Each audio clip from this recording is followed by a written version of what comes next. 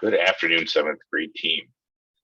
My name is Mike Butler, and I look forward to our work together as we dive into effective small group instruction.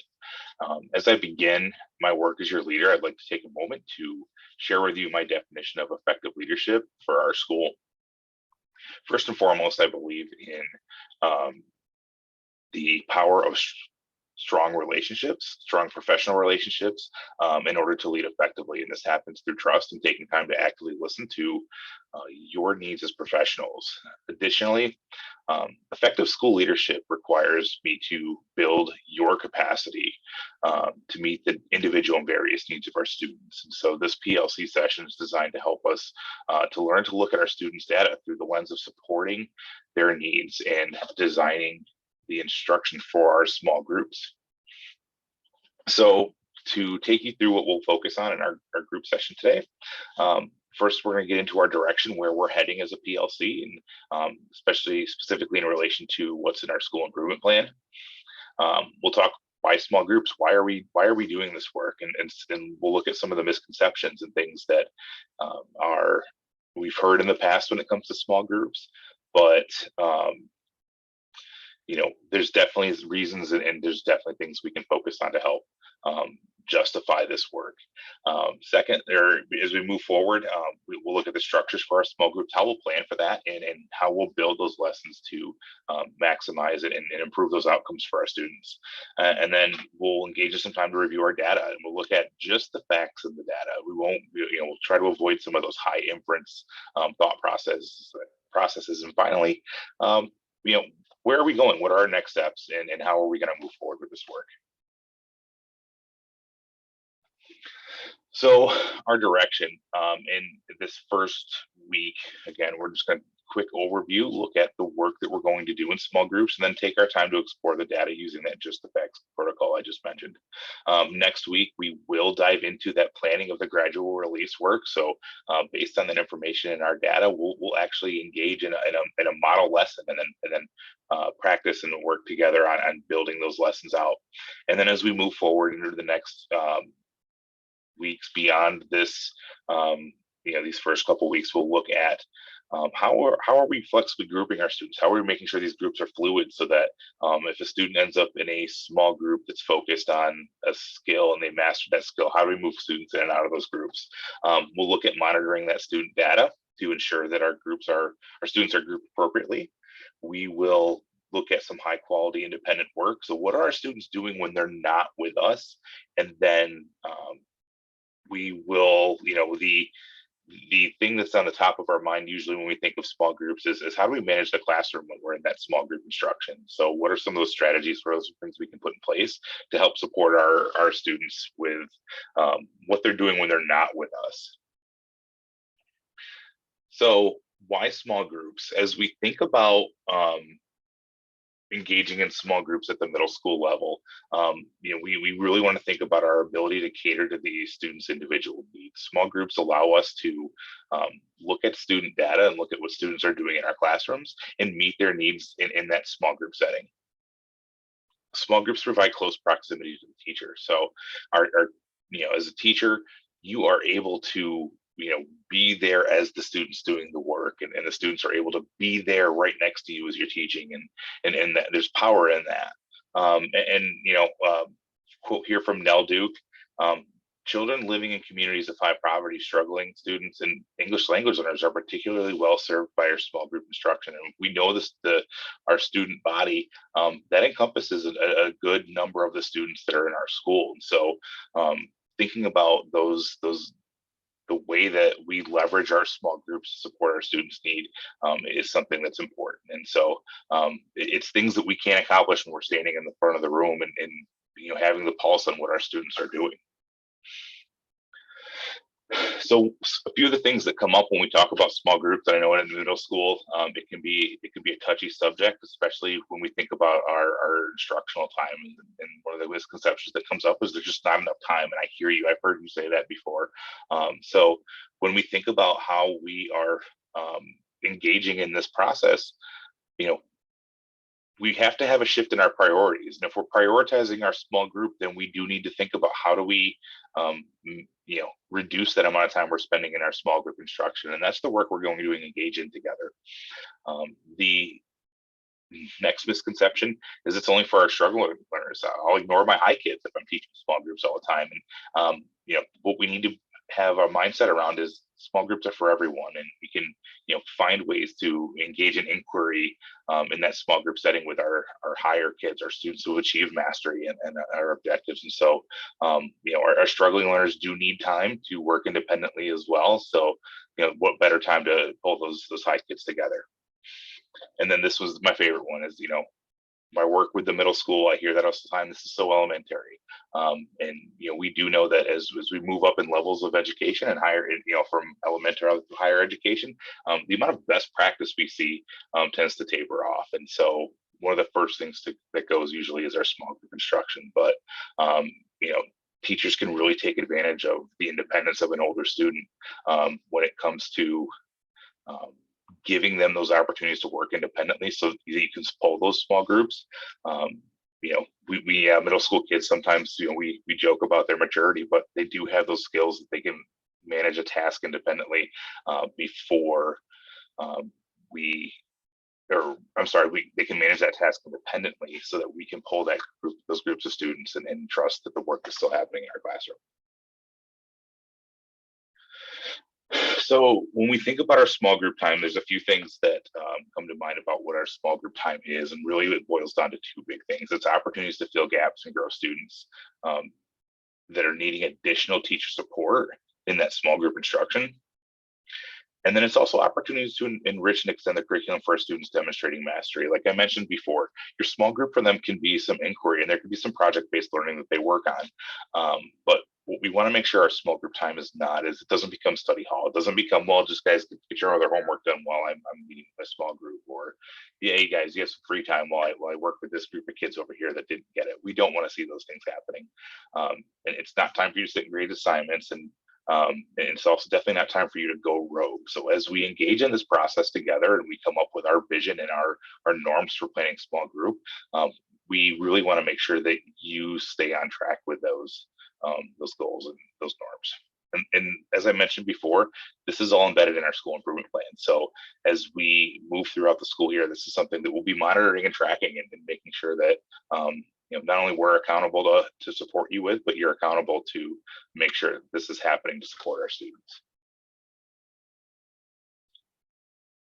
So time was something that was mentioned before. And so when we think about the instructional block, you guys have 80 to 90 minutes in each of your blocks. We know a couple of them get shortened by lunchtime, but when we look at our core instruction, we definitely want to make sure the first 45 minutes is reserved for that core instruction, because that's when we introduce new content, and that's when students have the opportunity to engage with that grade level content. We want to make sure every student has that. And so we've built our master schedule to make sure that students aren't being pulled from that core instruction time. And so that time is protected and it's still important. However, the other half of that block needs to be dedicated to differentiated small group instruction. This is not time to set students off on a task and circulate the room. It's time to really intentionally pull students together. And so when we talk about pre-planned small group lessons, it needs to be aligned to identified data.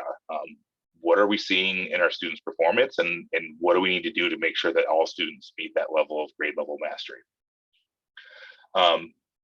And so again, we are working towards increasing levels of mastery, and so that comes with a caveat. We know some students that we do have that are performing well below grade level, and so we're increasing their level of mastery. So they may be in that remediation range, and we move them to near mastery, and that's growth. And so we're pushing students for growth. But that's why that core instruction time is also important, is so that while we may be filling gaps, we're providing students with opportunities to engage with their grade level content. And the intentional independent work, like I said, this is not go finish your other homework time. This is our time that we need to make sure that students are getting that opportunity to practice. And it can be differentiated, but it's interaction with current content, or it's differentiated to support students' needs. It's follow-up from our small groups. We'll talk about the gradual release of responsibility in a moment, but it's that you do time. It's the time for students to take it and go run with it.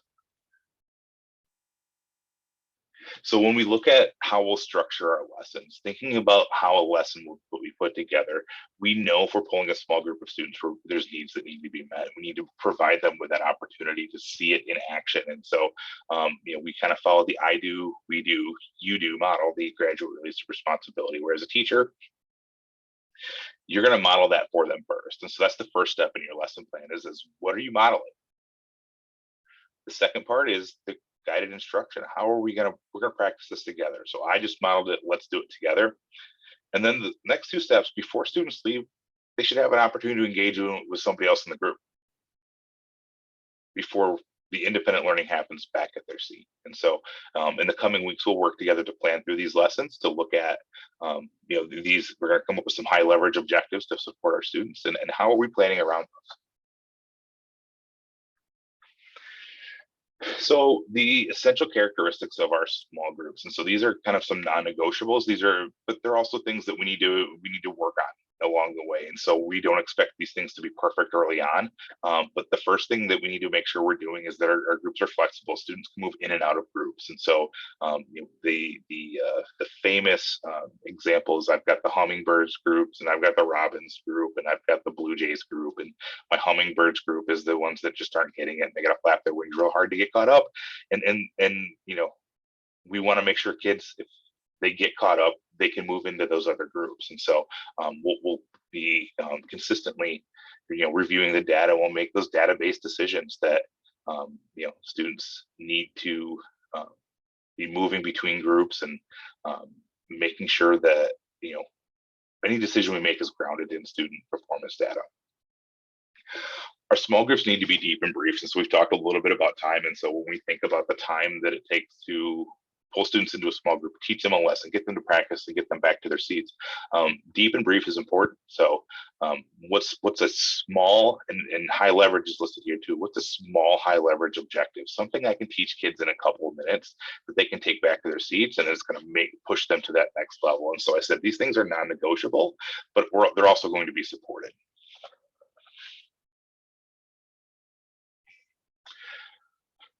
So that was a lot. And so now it's your turn. So what we're going to do is we'll take the next 20 minutes, and I want you to pull up your most recent assessment. So we know you guys took a formative assessment this past week in each of your subject areas. And so you've got some data that you can look at and that you can pull together. And so I want you to just look at your data report for your students. And I want you to think about 4 things, and you'll notice there's a few things that are crossed out here, the because, the therefore, it seems, or however. We want to take some of those judgments and those inferences out of our data review, and I just want you to take a moment and look at your data. This is where we'll always start as we begin, and so I want to just go through this process real quick first. And so you're going to fill in these boxes, and you each should have a copy of the sheet along with your data report. And in the first box, you're going to just record some observations. What do you see? What's right there? What's on the page? The second thing you're going to look at is what surprises you. What are you surprised to see there? And this is putting some of your own background knowledge into it, but what's sticking out? What's something you didn't expect to see in your data? The third thing you're going to look for is some patterns and trends. What are some things you're starting to notice as you look through student by student that you're seeing maybe over and over again, or that maybe that you're not seeing? And then finally, the data suggests, and so this is where you kind of start to think about, okay, so looking at this data, what are some of these high leverage things that I can do? What delivery model might best support my students as we start to prepare for some small group instruction? What are some resources I might need to implement those? So looking at this, you're gonna take about 20 minutes and stick to the facts. What's there on the paper, what's there in the data. I'll see you back in 20 minutes.